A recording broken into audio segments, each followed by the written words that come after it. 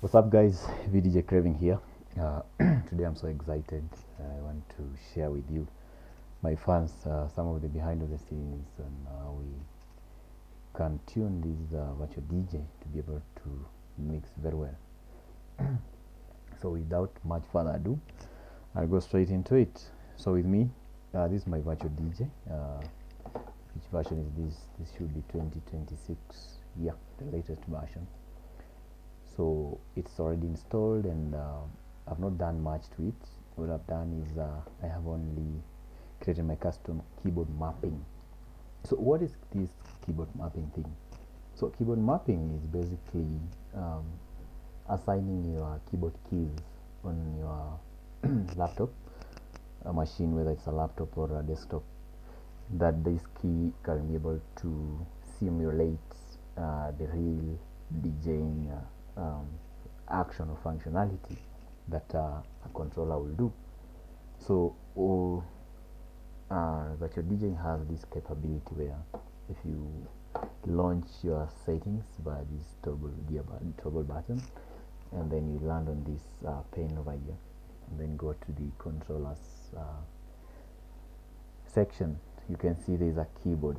So on this drop down, usually virtual DJ usually comes with a factory default where the keys have some default assigned functionalities, like you can see have the play, cue, the default ones. But this cannot help you so much. So as a DJ, you become creative, and you're able to customize your keyboard. So with me, I have my keyboard mapping right here that I will take you through and how I'll be able to do it. So today's tutorial will narrow down to scratching specifically in this episode. So I have my keys right here. We have the I have my two keys that I have mapped for scratching, so let me look for them right here.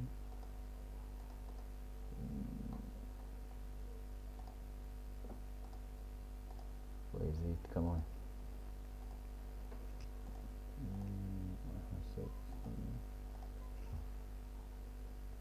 Let's try it out.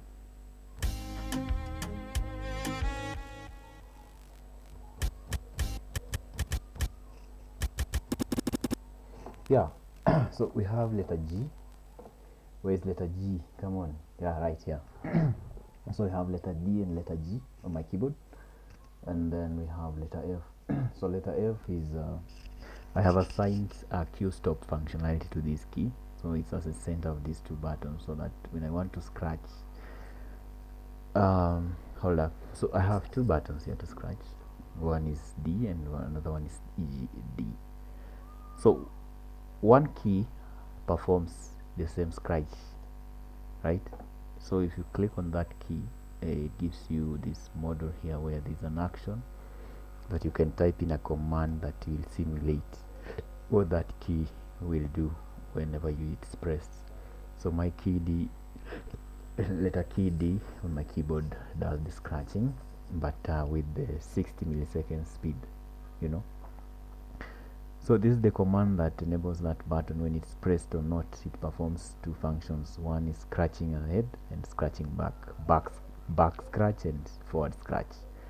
So of course the plus 60 ms simply signifies it's a forward scratch. So when it's pressed down, well, basically when the key is pressed down, this is what it performs. If it's not down, this is what it performs. So it scratches in reverse. As you can see here, when I hover on this scratch, it shows you the condition, right? So let me show you in practice how it works. So I have my song right here.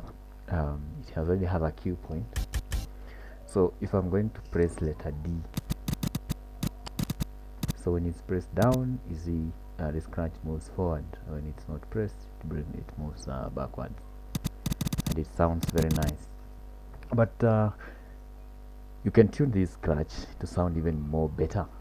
So to do that, you just need to right click on the this toggle wheel. I think it's called a jog wheel or something. Yeah, jog wheel.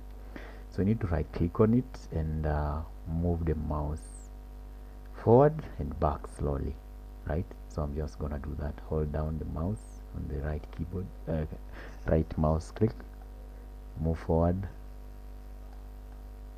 and back. It did not work for some reason. Yeah, but basically that's what you do and it improves the scratching. Not sure what happened there. Let me try this side. It did not work either. Well, I'm on a MacBook. I'm not sure why it didn't work, but for the scratching, if you hold it down and then you have to select the current deck that has the song, right? So if you wanna scratch and play the song, so basically you just scratch and then release the song to start playing. You can either press spacebar on your keyboard or just press the Q stop. So let's do this.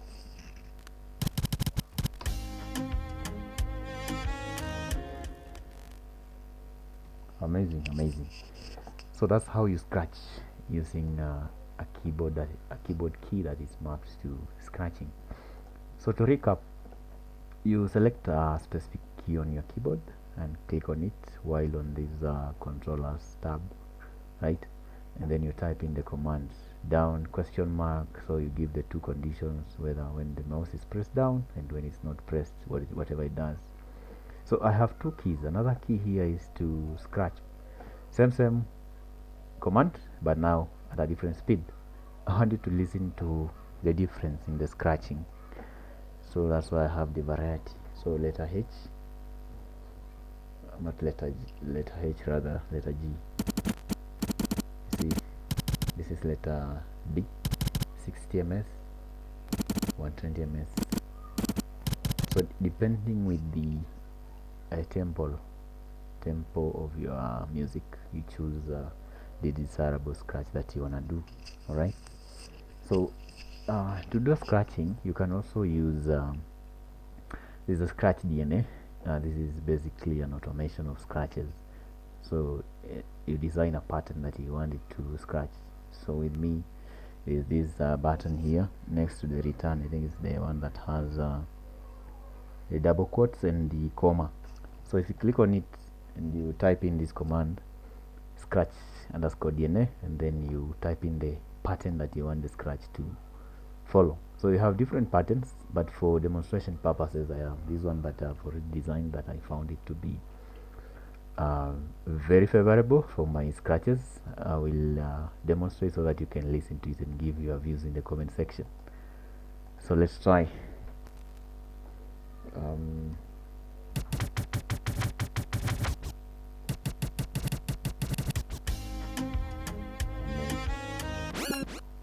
Amazing.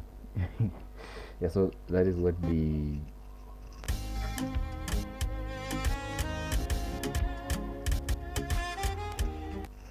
so that's what the scratch does.